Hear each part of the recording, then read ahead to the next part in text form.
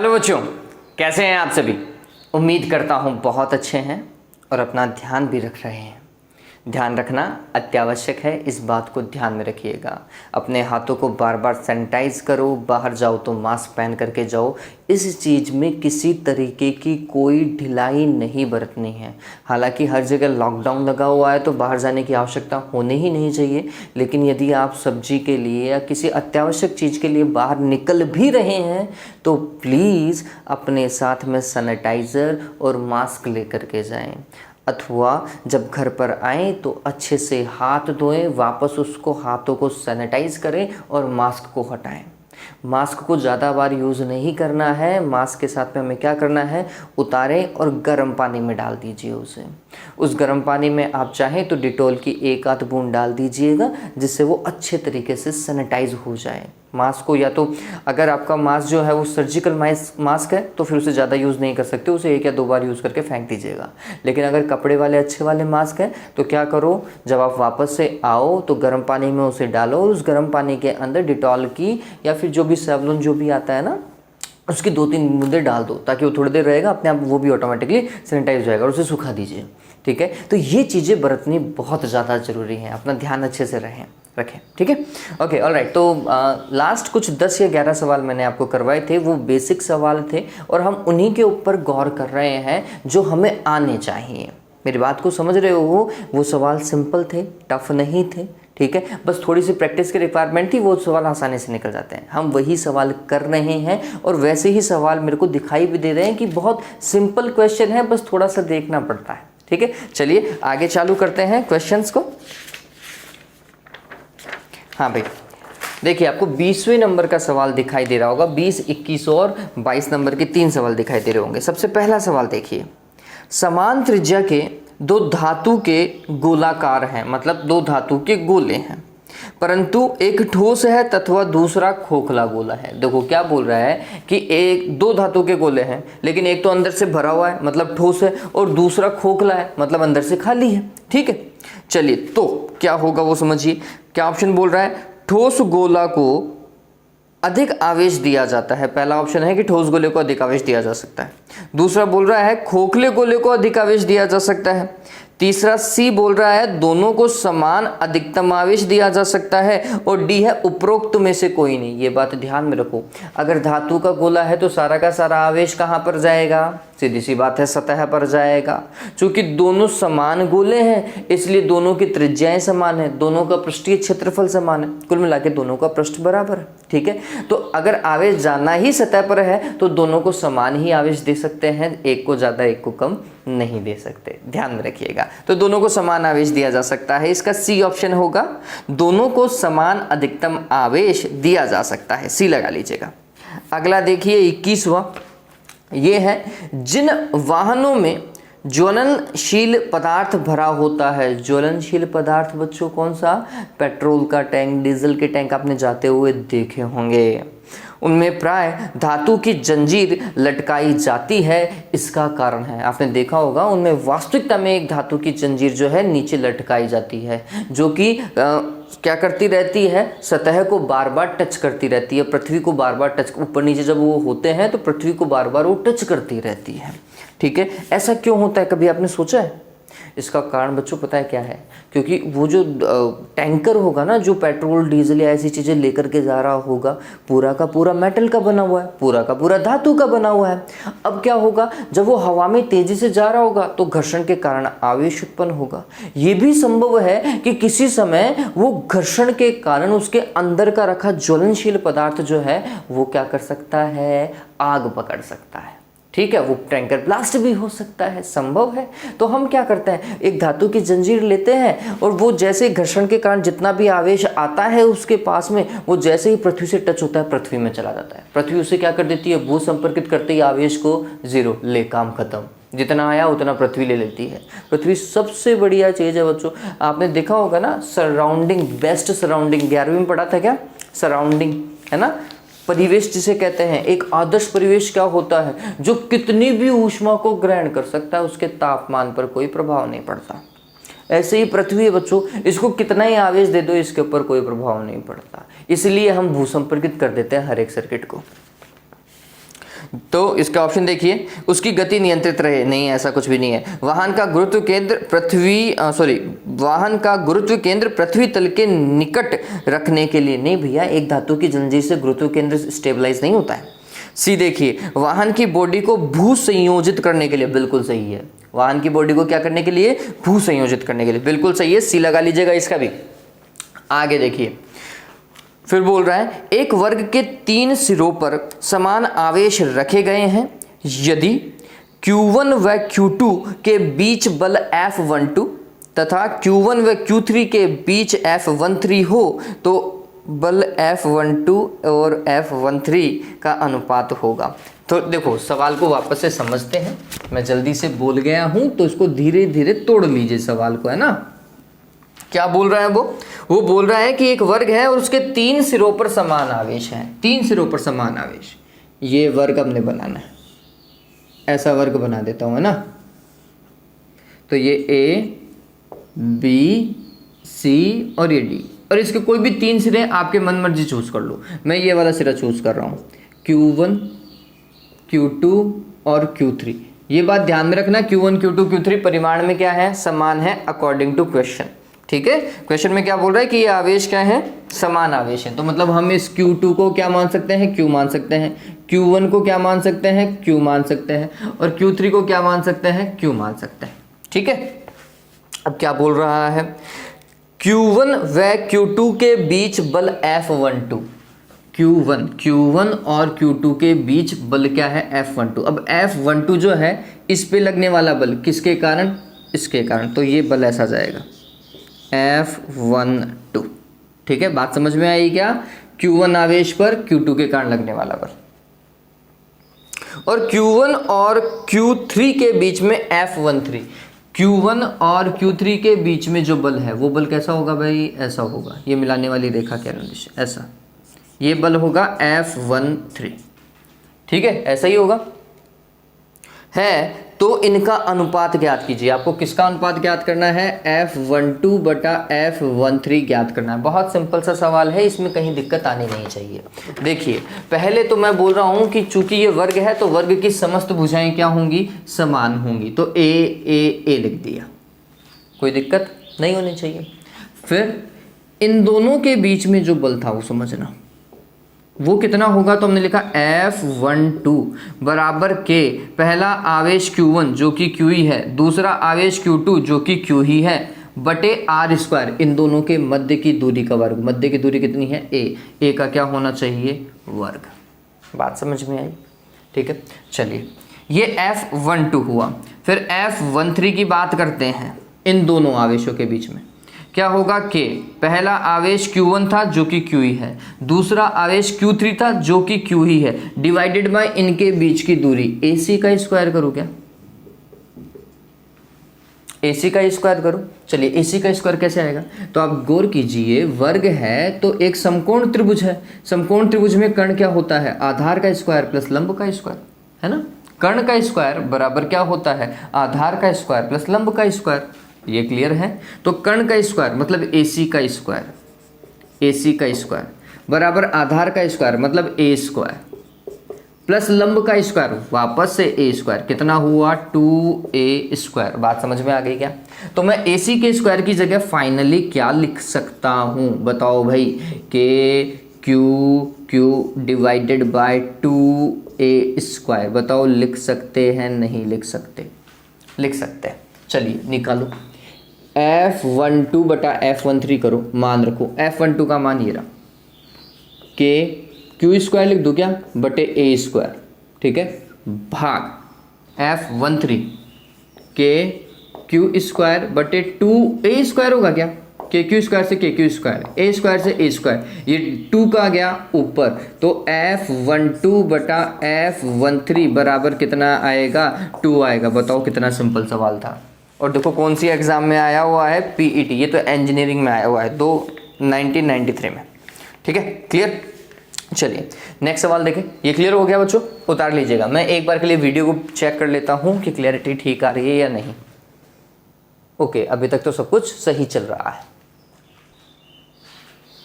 हाँ भाई, अगला सवाल देखिए 24th, शायद 24th आपको दिखाई देगा नहीं बच्चों, चांसेस कम है कि 24th दिखाई दे। क्वेश्चन सही दिखाई दे इसके लिए पीडीएफ की कटिंग जो है इस तरीके से की गई है कि साफ साफ दिखाई दे, कम पिक्सल पे भी सवाल जो है वो साफ दिखाई दे। हाँ भाई, सवाल देख लीजिए 24वां छोटा सा सवाल है, ताप के बढ़ने पर परावैद्युतांक के पर क्या प्रभाव पड़ता है। आपने परावैद्युतांक एप्सिलॉन आर पढ़ा है ना, ठीक है। वो बोल रहा है कि ताप बढ़ने पर परावैद्युतांक पर क्या प्रभाव पड़ता है। ये बात ध्यान में रखना, परावैद्युतांक का मान क्या हो जाता है, घट जाता है। वापस से सुन लो, ताप बढ़ने पर परावैद्युतांक का मान हमेशा घटता है, इस फैक्ट को ध्यान में रखिएगा। चलिए अब देखिए पीएमटी में आया हुआ सवाल है, 25 वाला सवाल है, 1994 में आया था। क्या बोल रहा है, निर्वात में दो आवेश Q1 व Q2 के मध्य की दूरी d है ना, मतलब Q1 और Q2 को d दूरी के पर रखा गया है। इनके मध्य लगे बल F है। यदि उनके चारों ओर परावैद्युतांक 4 वाला माध्यम भर दिया जाए तो अब बल का मान क्या होगा। आप सभी को पता है बच्चों, क्या भाई, अगर निर्वात में बल F है या F0 है तो माध्यम में वही बल क्या हो जाता है, F0 divided by epsilon R. यही होता है, सिंपल सा सवाल था। F0 की जगह तो F दिया हुआ है, निर्वात में लगने वाला बल, और कौन से माध्यम में रखा गया है, 4 परावैद्युतांक के माध्यम में रखा गया है, तो एप्सिलॉन आर का मान कितना, 4। पता चल गया क्या 25वें का कैसे करना है, F/4। बहुत सिंपल सवाल है बच्चों, और पीएमटी में आया हुआ है, नीट में आया हुआ है, मतलब F/4 डी लगा लीजिएगा। आगे देखो 26वां, ये एम्स का सवाल है। जो बच्चे बोल रहे हैं सर एम्स पैरामेडिकल की वो तैयारी कर रहा हूँ, लो उन्हीं के लिए आ गया। दो बिंदु आवेशों Q व -Q जो d दूरी पर हैं के बीच लगने वाला आकर्षण बल Fe है। देखो दो बिंदु आवेश है, थोड़ा सा समझिएगा। दो बिंदु आवेश मतलब ऐसे छोटे छोटे से बना दो, और इनका मान दिया हुआ है, एक है Q और एक है -Q, ठीक है। और दोनों को कितनी दूरी पर, d दूरी पर रखा गया। ये इनके मध्य की दूरी जो है वो d है, ठीक। और दोनों एक दूसरे को क्या कर रहे हैं, आकर्षित कर रहे हैं। आकर्षित कर रहे हैं तो ऐसा बल लगा रहे होंगे, ठीक है। और इस बल का मान कितना है, Fe है। ये बल कितना है, Fe है। क्लियर हो गया। चलिए आगे क्या बोल रहा है, जब इन आवेशों को दो एक समान गोलों पर जिनकी त्रिज्या कैपिटल R बराबर 0.3d है तथा इनके केंद्रों के बीच की दूरी स्मॉल d मीटर है रख दिया जाता है तो उनके बीच कार्य करने वाला आकर्षण बल है। थोड़ा सा समझिए, थोड़ा सा तोड़ें इसको। क्या बोल रहे हैं, इन आवेशों को दो समान गोलों पर रखना है, मतलब Q और -Q को दो समान गोलों पर रखना है। ये लो रखा हमने, ये गोले,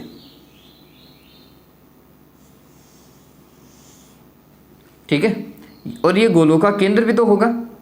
अगर आप सवाल को सही पढ़ेंगे तो वो बोल रहा है कि गोलों के केंद्रों के बीच की दूरी अभी भी कितनी है, d ही है। केंद्रों के बीच की दूरी है ना। और इसको +Q आवेश दिया तो वो +Q आवेश कहाँ जाएगा, सतह पर जाएगा। इसका जो +Q आवेश है वो कहाँ पर जाएगा, सतह पर जाएगा, ऐसा, ठीक है। और इसका -Q आवेश कहाँ जाएगा, सतह पर जाएगा। धातु के गोले थे, ठीक है।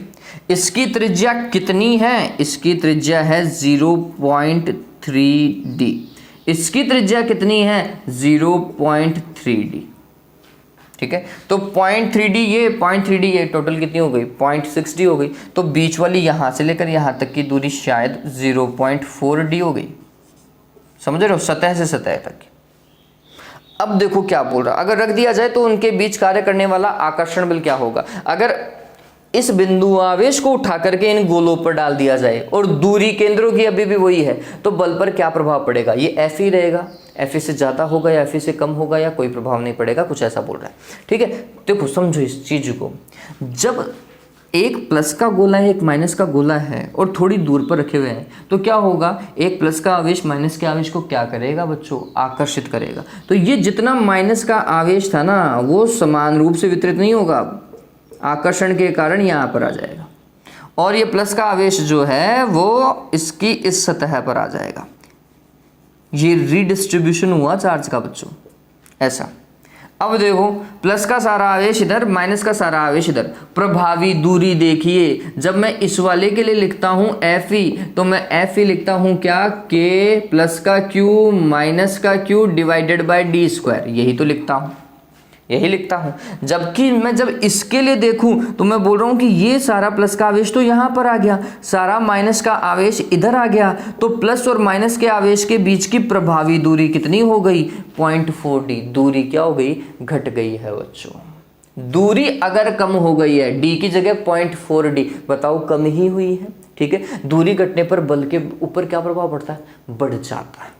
बल क्या हो जाता है, बढ़ जाता है। ध्यान में रखना बच्चों, केंद्र से दूरी नहीं देखी गई। क्यों नहीं देखी गई, इसका रीजन है क्योंकि आकर्षण बल भी तो लग रहा है ना, आवेश खिंच जाता है, खिंच जाने के कारण उनके मध्य की प्रभावी दूरी क्या हो गई है, घट गई है। घट गई है तो भैया देखा जाए तो तुलनात्मक दृष्टिकोण से बल क्या हो जाएगा, बढ़ जाएगा, ठीक है। एक तुलना करेंगे ना, तो तुलना करने पर हमें पता चलेगा कि इस स्थिति में लगने वाला बल इस स्थिति से ज्यादा है। क्यों, क्योंकि प्रभावी दूरी जो है वो कंपैरेटिवली कम हो गई है, तुलनात्मक दृष्टिकोण से कम हो गई है, और दूरी घटने से बल क्या हो जाता है, बढ़ जाता है। ध्यान में रखिएगा, ये एक बहुत अच्छा कॉन्सेप्चुअल सवाल था।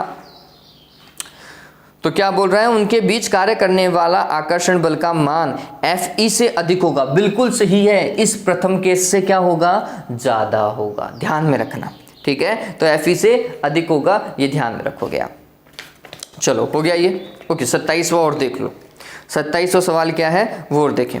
क्या बोल रहा है, ये बहुत सिंपल सा सवाल है। एक उदासीन धात्विक गोले से जब 10 की घात 14 इलेक्ट्रॉन हटाए जाते हैं, जब 10 की घात 14 इलेक्ट्रॉन हटाए जाते हैं, इलेक्ट्रॉन हटाओगे तो धनावेशित या ऋणावेशित, धनावेशित। इलेक्ट्रॉन हटाने पर धनावेशित होता है। जैसे इलेक्ट्रॉन को हटा दोगे क्या हो जाएगी वस्तु, धनावेशित। तो आवेश कैसा होगा, प्लस का ही आएगा, ठीक। तो प्लस का आवेश आना चाहिए। तो गोले पर आवेश हो जाता है Q = N, से सॉल्व कर लो। Q का मान ज्ञात करना है। N का मान कितना, 10 की घात 14। E का मान कितना, 1.6 गुणा 10 की घात -19। कितना हुआ भाई, 1.6 गुणा 10 की घात, ये कितना हुआ बताओ, 5 आ गया क्या, माइनस का 5, ठीक है। तो Q का मान आएगा 1.6 गुणा 10 की घात -5। ओके, इसमें तो ऐसा है नहीं। हाँ ये देखो, इसका पॉइंट हटाओ, मैं इसे ऐसा लिख सकता हूँ, 16 गुणा 10 की घात -6 लिख सकता हूँ ना। ये पॉइंट हटाते एक हाथ बढ़ा दूंगा मैं माइनस की, तो ये क्या हो जाएगा, 16 माइक्रोकुलाम। क्या आएगा, 16 माइक्रोकुलाम, और वो भी कैसा बच्चों, प्लस का। ध्यान में रखना, तो इसका ऑप्शन क्या लगाओगे, 16, ए ऑप्शन ही लगा लीजिएगा, 16 माइक्रोकुलाम। क्लियर हुआ, ये डन है। चलिए, तो उम्मीद करता हूँ ये चीज़ समझ में आ गई होगी, सिंपल सवाल था।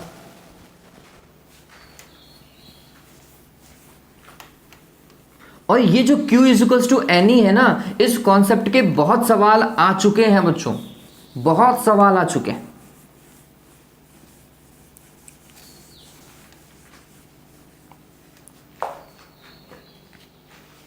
आगे देखिए, दो समान गोले जिन पर +Q और -Q आवेश है कुछ दूरी पर रखे हुए हैं। ओके, गोले हैं जिन पे +Q और -Q आवेश, ठीक है। उनके बीच F बल कार्य करता है। अगर दोनों गोलों के बीचों बीच एक समान आवेश प्लस का Q आवेश का गोला रख दिया जाए तो उस पर कार्य करने वाले बल का मान वह दिशा होगी। देखो पहले तो फर्स्ट केस को समझिए, दो समान गोले हैं जिन पर एक पे प्लस का Q है और एक पर माइनस का Q है। ये सवाल संख्या है 31, ठीक। तो हमने बोला कि एक गोला ये जिस पे क्या है प्लस का Q आवेश, कैपिटल Q है, स्मॉल Q है, स्मॉल Q है, और एक और है इस पे माइनस का Q आवेश, ठीक है। मध्य की दूरी डिफाइन नहीं की गई है, लेकिन जब वो दूसरी लाइन बोल रहा है ना कि इन दोनों गोलों के बीचों बीच रख रहा है, तो हम ये मान करके चलते हैं, हम मान रहे हैं कि इन दोनों गोलों के बीच की दूरी कितनी है, R है। दोनों गोलों के बीच की दूरी R है, और इनके बीचों बीच मतलब इनको मिलाने वाली रेखा के बिल्कुल बीचों बीच में एक अन्य आवेश स्मॉल Q, धनात्मक आवेश है, वो रख दिया गया है, ठीक है, रख दिया है। तो Q पर लगने वाला जो बल है उसका मान और दिशा ज्ञात करना। ये जो बीच में जो आप आवेश रख रहे हो ना, ये वाला, इस पर कितना बल लगेगा, ठीक। बहुत सिंपल सा है। देखिए क्या होगा, पहले तो ये दूरी समझिए, ये R/2 हो जाएगी, और ये वाली दूरी भी r/2। इसमें तो कोई दिक्कत नहीं। एक प्लस का आवेश दूसरे प्लस के आवेश को क्या करेगा? प्रतिकर्षित। पता चल गया। एक माइनस का आवेश एक प्लस के आवेश को क्या करेगा? आकर्षित। दोनों बलों की दिशा क्या है? समान है। पता चल गया क्या? इसके कारण मैं F1 बोल देता हूं और इसके कारण मैं F2 बोल देता हूं, तो ये दोनों बल एक ही दिशा में है, जुड़ जाएंगे। सिंपल सा केस है। चलिए अब हमें क्या देखना है? परिणामी बल देखना है। तो चूंकि एक ही दिशा में है तो हमने लिखना है कि परिणामी बल F रिजल्टेंट बराबर होगा F1 प्लस F2। सिंपल है। F1 देखो K, पहला आवेश Q और परिमाण में देखेंगे अब दूसरा आवेश भी Q divided by r²। r की जगह कितना बच्चों? दूरी है r/2 और उसका स्क्वायर। क्लियर?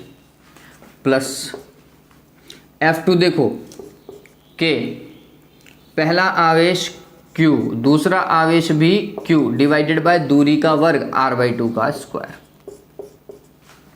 कितना हो जाएगा? KQ² डिवाइडेड बाय r² और नीचे 4 आएगा। 4 कहाँ गया? ऊपर। ऐसा ही सेम इसके साथ में 4KQ² divided by r²। Total कितना हुआ? 8KQ² divided by r²। पता चल गया क्या F रिजल्टेंट? ठीक है। चलिए यहाँ पर एक चीज जो मेरे को देखनी पड़ेगी वो ये है कि प्रारंभ में वो जो बोल रहा है, देखो दो समान गोले प्लस का Q और माइनस का Q है, दोनों कुछ दूरी पर रखे गए, इनके बीच F बल काम करता है।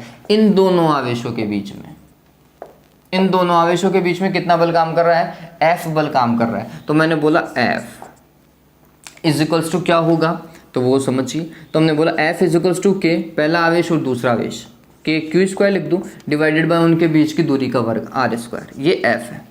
तो जब मैं इसकी तुलना करता हूं तो F रिजल्टेंट क्या मिलता है मेरे को? वो देखो 8F मिल रहा है क्या? ये F ही तो था, 8F। परिमाण में ये किसके बराबर है? 8F के बराबर है। किसके बराबर है बच्चों? 8F के बराबर है। और इसकी दिशा कहाँ की ओर है? माइनस के आवेश की ओर है। ध्यान में रखिएगा।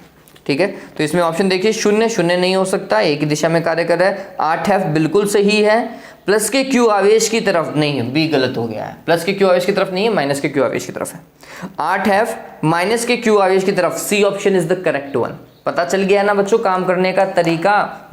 क्या करना था? पहले तो इन दोनों के बीच का बल ये बता दिया कि ये परिमाण में इतना है, फिर इस पे कितना बल लग रहा है, इस पे बल किसके कारण लगेगा? इसके कारण और इसके कारण, और वो देखा इतना आ रहा है। ठीक है। चलिए आगे देखिए 32वां सवाल पढ़ सकते हैं आप सभी।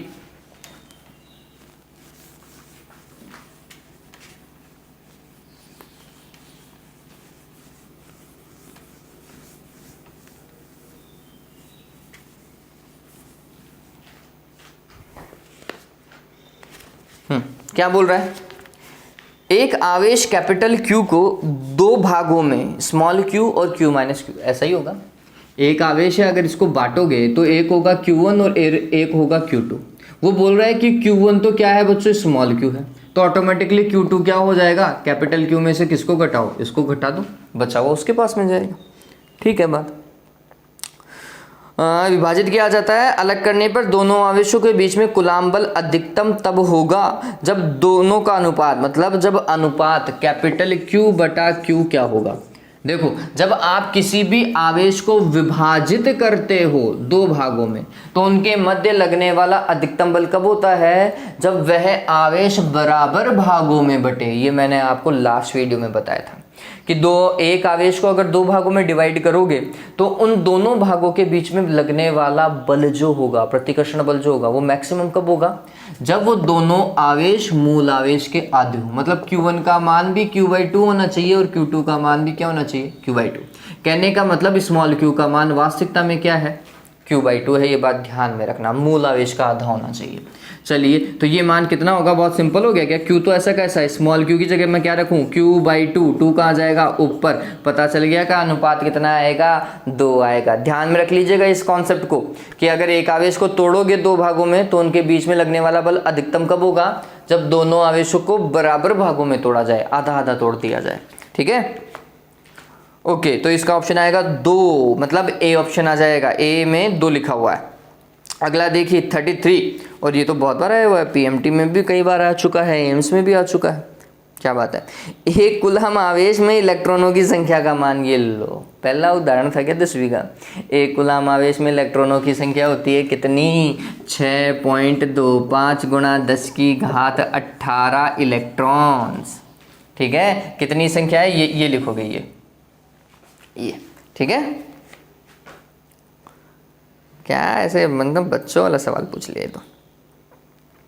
34 देखिए, यदि 2 आवेशों के मध्य वायु के स्थान पर के परावैद्युतांक वाला माध्यम भर दिया जाए, वापस से सुनिए, एप्सिलॉन आर की जगह के लिखा है और कुछ नहीं किया है, और मोस्टली किताबों में आपको के देखने को मिलेगा।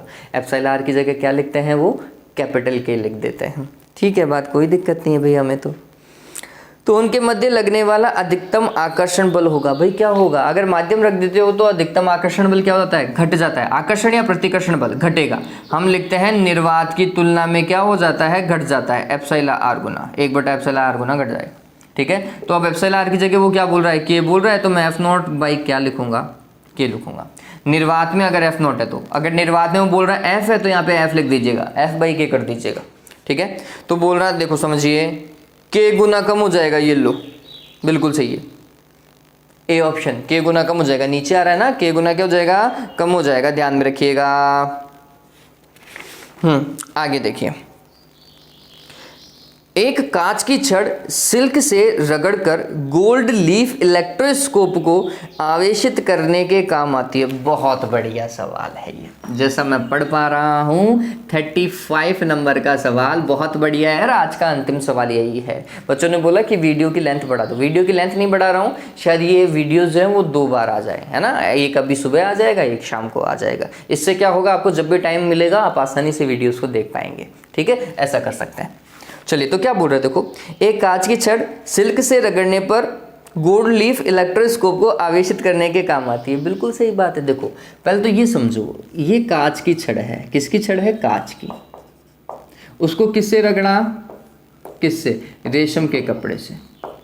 तो जब आप कांच की छड़ को रेशम से रगड़ते हो तो क्या होता है बच्चों, कांच की छड़ धनावेशित हो जाती है, और उतना का उतना ऋणावेश किसके पास में आ जाता है, रेशम के पास में आ जाता है। ये ध्यान में रखना, ये चीज़ बेसिक है, ये पता ही होना चाहिए। घर्षण के द्वारा आवेशन पढ़ा है ना, वहाँ साफ साफ लिखा हुआ है कि कांच को रेशम से अगर घर्षण कराओगे तो फिर कांच की प्लस की हो जाएगी, रेशम की माइनस की हो जाएगी, मतलब कांच की छड़ इलेक्ट्रॉन का त्याग करती है। ठीक है, पता चल गया कांच की छड़ पे कैसा आवेश है।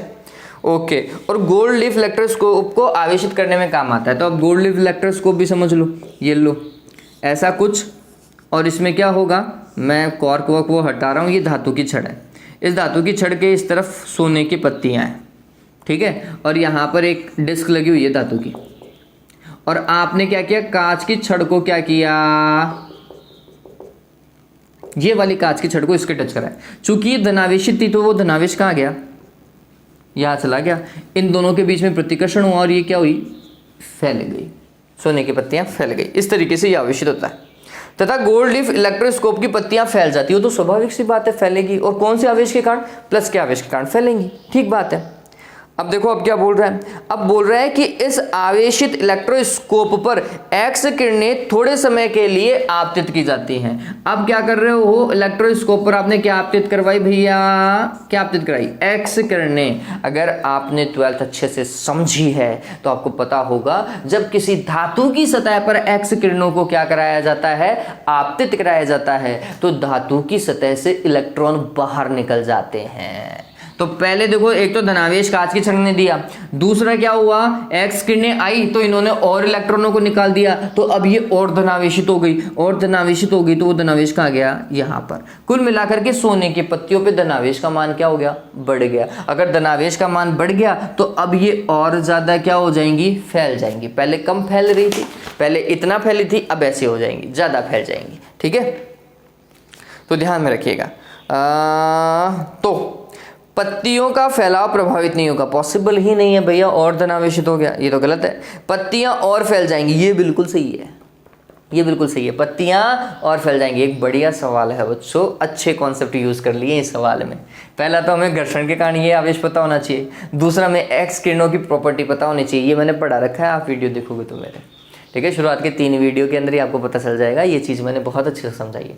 चलिए, उम्मीद करता हूँ कि ये 10 सवाल जो हैं, 10 या 11 सवाल, इससे ज़्यादा ही किए हैं, 3 और 4 7, हाँ 11 सवाल के आसपास अपन ने किए हैं, 12 सवाल किए, ठीक है। तो उम्मीद करता हूँ ये चीज़ आपको समझ में आई होगी बच्चों, ठीक है। सवाल सिंपल है, थोड़ा सा कॉमन सेंस अप्लाई करेंगे, सवाल अच्छे से हो जाएंगे। आप जो भी एग्ज़ाम की तैयारी कर रहे हैं, आईआईटी मेंस की या एम्स की या नीट की, इसका फिजिक्स का पेपर आपको टफ नहीं लगने वाला है। 11th की तैयारी आप अपने एंड पर धीरे धीरे करते रहें, फार्मूलाज को रिवाइज करते रहें 11th के अंदर, ठीक है। टॉपिक मत छोड़िएगा, फार्मूलाज को देखे जाइएगा, एक शीट के ऊपर उतार लीजिएगा, ठीक है। और मैं ये हेल्प कर सकता हूँ कि 12th में आपको थोड़ा बहुत बता सकूँ। चलिए, आज के लिए बच्चों इतना ही। अपना ध्यान रखें। Have a good day, take care.